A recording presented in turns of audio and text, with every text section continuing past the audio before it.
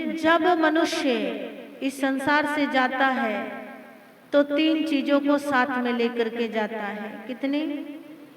तीन चीजें अपनी भावनाओं के साथ लेकर के जाता है। पहली चीज है उसका पुण्य। क्या है? उसका पुण्य। कि जब पुण्य उदय में आता है तो जीवन में सुख की क्या होती है? प्राप्ति। जो पुण्य है वो देवलोक ले जाएगा। कहाँ ले जाएगा? ये मृत्यु से पहले की बात है कि मृत्यु के बाद जो पुण्य होगा वो देवलोक ले जाएगा और जो पाप होगा वो नरक ले जाएगा। और तीसरा है गुरु मंत्र। कौन सा मंत्र? गुरु। अगर गुरु मंत्र को लेकर के प्रभु पर आस्था आ जाए तो वो आस्था और वो गुरु मंत्र आपको परमात्मा की शरण तक क्या करेगा? ले जाएगा।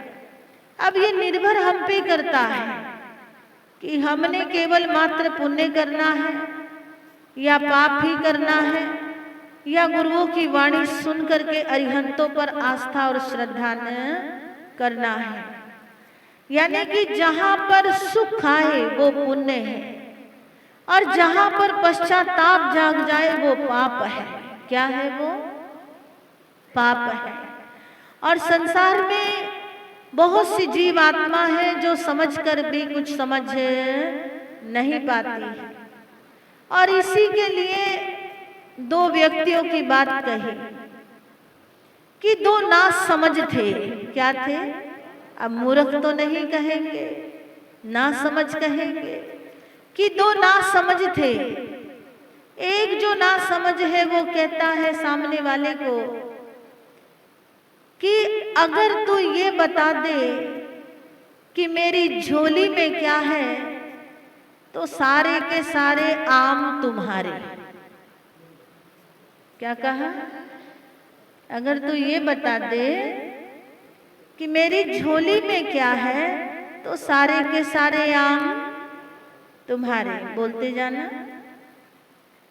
और अगर तू ये बता दे कि गिनती में कितने हैं तो 8 के 8 तुम्हारे।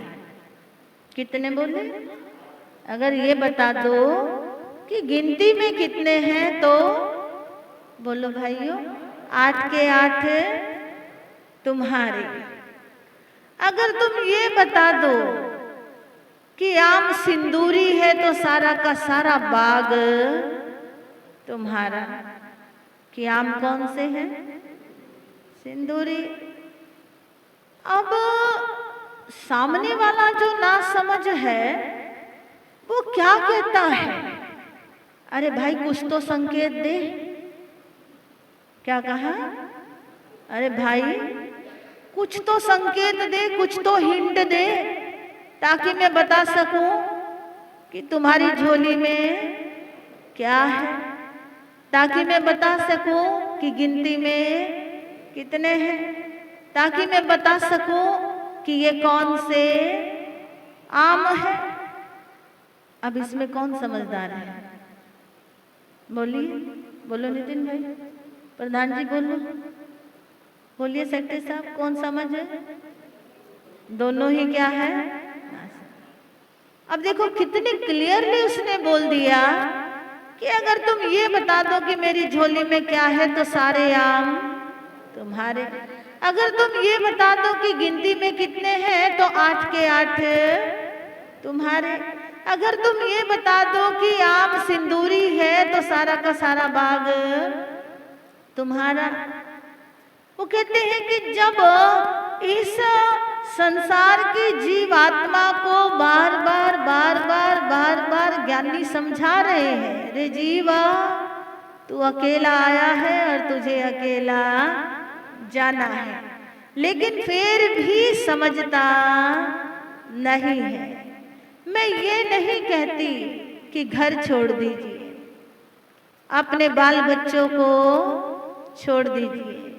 हम केवल मात्र ये कहते हैं कि जो आपका एक एक क्षण व्यतीत हो रहा है इसको संभालने का क्या कीजिए, प्रयास कीजिए।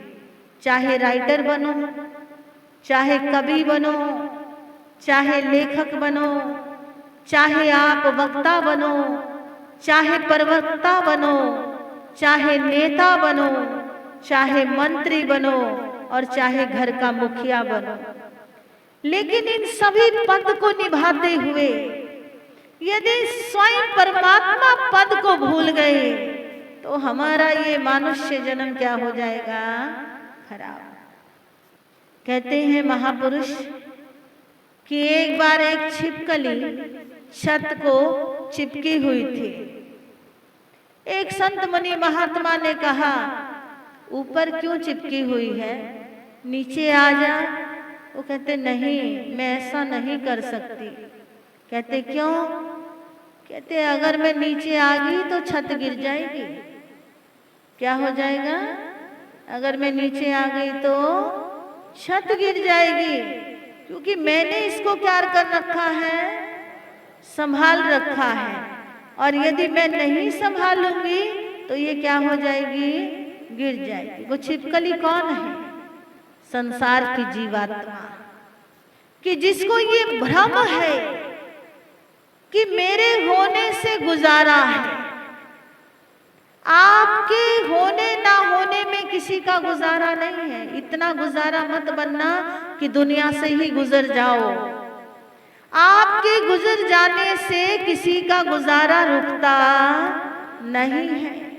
जो काम अब हो रहा है वो काम बाद में भी क्या है, होता ही रहेगा। आपके ही परिवार आपको अपने घर से अर्थी पे लिटा करके कहाँ ले जाएंगे, शमशान में। और आपके ही परिवार आपकी चिता को क्या देंगे, अग्नि। चिता बनने से पहले चिंतन कर लेना, चिता बनने से पहले चेतना को जगा लेना, ये मनुष्य का धर्म है। चिता बनने से पहले आस्था की जागृति कर लेना, ये पांच इंद्रिय मनुष्यों का क्या है, धर्म है। ये पंचम आरा बार बार संत मुनि महात्मा गा करके बताते हैं, बोल करके बताते हैं, कवि के माध्यम से बताते हैं कि इस संसार में जो आया है उसने एक दिन जाना है और जाकर ही रहेगा।